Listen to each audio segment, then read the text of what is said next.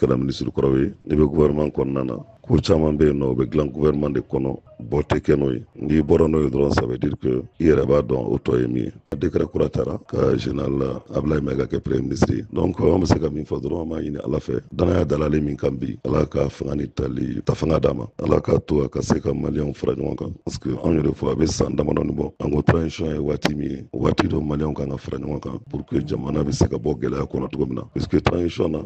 légitimité tɛ maa si la fɛn dɔ de nana an bila rupture kɔnɔna na donc k'an yɛrɛ to cadre kɔnɔ kumana an y'a ɲini président transition fɛ a ka premier ministre ta n'o ye premier ministre min tɛ fara mɔgɔ kan min b'a essayer ka maliyɛnw bɛɛ fara ɲɔgɔn kan an kun y'a ɲini de po kuma Choguel ko Kala Mayiga ka bɔ premier ministre la mais an kun ma faamuya san 2 après les faits nous donnent raison l'histoire nous donne raison mais Mali ni an bɛɛ de ta ye Choguel senni kɛra min a y'o kɛ an b'a ɲini Ablaye Mayiga fɛ an b'ale dɔn kosɛbɛ sabula ale de kun ye parti politique ka ministre ye an b'a dɔn maa don parti politique ka bonya bɛ maa min yɔrɔ maa don maa min bɛ mɔgɔw lamɛn maa don maa min ka bonya bɛ jamanaden caman yɔrɔ en tout cas ne kɔni personnellement Amadu Koyita président parti socialiste opinion favorable de bɛ n bolo ka ɲɛsin a ma mais an b'a tɔ lajɛ Ala k'a dɛmɛ hali bi danaya min dara a kan Ala k'a to ka se ka danaya min nafa Ala k'a to ka se ka maliyɛnw bɛn Ala k'a to a ka premier ministre kɔnɔna na gouvernement ka sɔrɔ maliyɛn bɛɛ b'i yɛrɛ sɔrɔ min kɔnɔ gouvernement min na baara kɛ min bɛ kɛ tare tare jamanadenw ma o de an b'o ɲini Ala fɛ. E yɛrɛ fɛ nin bɛna se ka yɛlɛma jumɛn de don jamana fanga ka baaraw taabolo la yiriwali sira fɛ i n'a fɔ jamanadenw sigilen don ka min makɔnɔ kabiri waati jan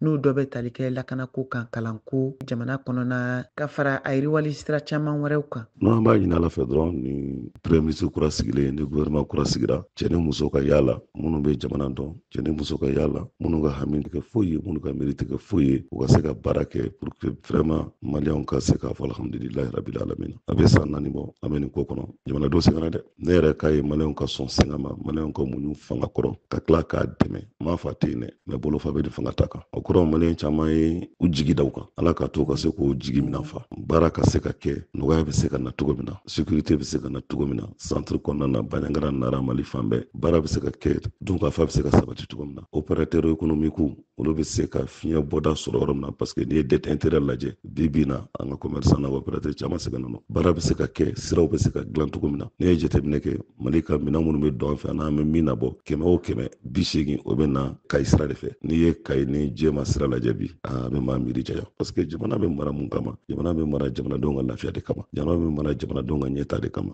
k'a fɔ fana transition fɔ n'an bɛ fɛn o fɛn la an k'a dɔn k'a fɔ a kun kan ka cɛ ni kalata de pour que u ka se ka calendrier fana d'an ma min b'a to élection bɛ se ka organiser jamanadenw ka danaya da dɔ kan a mana kɛ cogo maliyɛn de bɛ na ta n'o fana kɛra ni retour à l'ordre constitutionnel nana kɛ a bɛ na ni nɔgɔya caman ye.